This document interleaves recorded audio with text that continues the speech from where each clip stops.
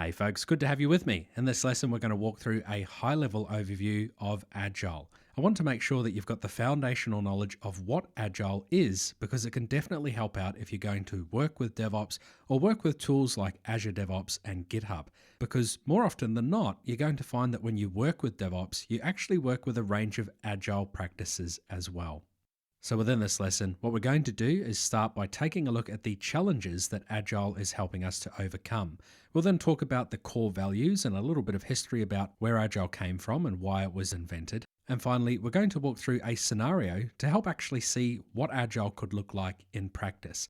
Now, if you haven't completed the earlier introduction to traditional project management methodologies, then just bear in mind that when we walk through this scenario, I will be comparing to the scenario that we discussed in that video. Okay, so let's jump in. First things first, I want to talk to you about the challenges that Agile was designed to help us overcome. Before Agile was being used in software development, we were seeing a range of different issues within the software development lifecycle, also known as SDLC. It was very common to see software projects across different industries taking a really long time to be delivered. We were also seeing very limited customer involvement, which meant that really it was only at the end of a project, when you went to deliver the actual software to the customer, that they were given the opportunity to work with the software and provide feedback.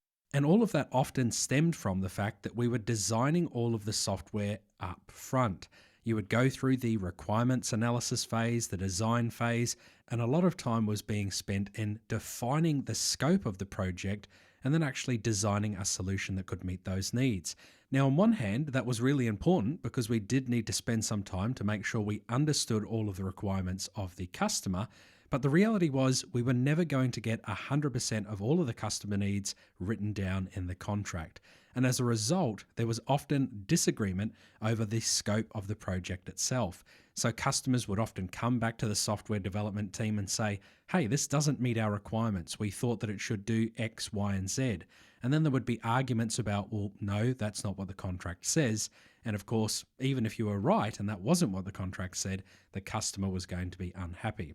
So really what you were seeing was there was a major misalignment between the expectations of the customer and the reality of what they were being delivered.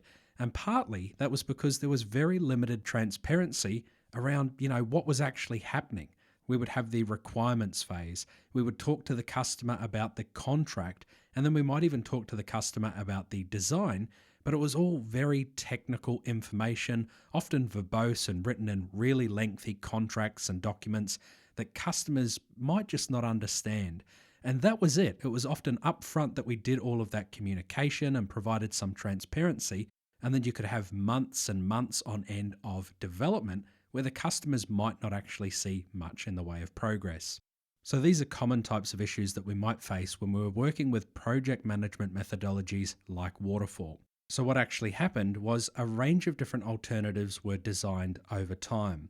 After the failure of the waterfall model, we saw a range of different options like DSDM, Spiral, Scrum, Prince2, RAD, XP, and so much more. There was a lot of acknowledgement that issues were being faced within the software development industry and that things had to change. Now, if we focus specifically on Agile, what actually happened was a group of developers got together, they formed something called the Agile Alliance. They said, hey, we know there's all of these different problems with software development. How can we fix that?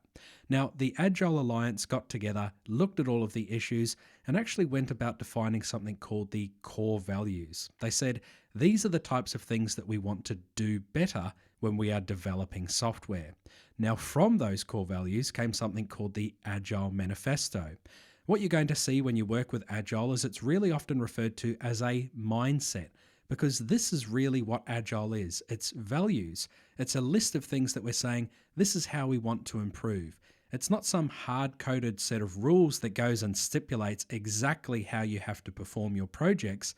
Rather than doing that, what they've said is, we've noticed these issues, we think we can do better, here are the key sets of ways in which we can do better, and that's all defined in the core values. Now, I'm not going to go through the Agile Manifesto with you. I'll provide a link to that. It's a lengthy document that you can read if you desire, but I do think it is important to understand the core values of Agile because this can really help you to do better when you work within software development. So the core values are as follows: individuals and interactions over processes and tools, working software over comprehensive documentation, customer collaboration over contract negotiation, and responding to change over following a plan. So you can see everything we're talking about here is kind of the opposite of the waterfall model that we discussed earlier. Rather than defining all of this hard-coded documentation and design up front, we're talking about a process that is supposed to be more agile, as the name would suggest, more flexible, less rigid, more accommodating and more open, more transparent. The idea is that you are supposed to collaborate with customers over the actual solution that they want to have built for them. Rather than just spending all that time documenting what the software should do, spend more time actually providing minimum viable products that these customers can use, get a feel for, and provide you with feedback on. Now, you might be thinking these core values actually sound great. They sound like exactly what we should be doing. Or you might be also thinking, well, that's great. I can understand these core values, but how do you actually do it? Well, remember, Agile is all about a mindset. So when you look at Agile, you can understand these values, you can learn those core values, you can read the manifesto if you like. But if you want to know how to do this in practice, what you're going to come to learn is that the values are actually implemented through a range of different Agile frameworks, things like Scrum, Kanban, Safe, Lean, and much more. So this is where it can sometimes get confusing. You might say, hey, I want to work with Agile. What does that really mean? Well, if you're working within a large organization, you might have your own implementation of something that is similar to Agile. Or you might use one of these mainstream frameworks that can be thought of as Agile implementations.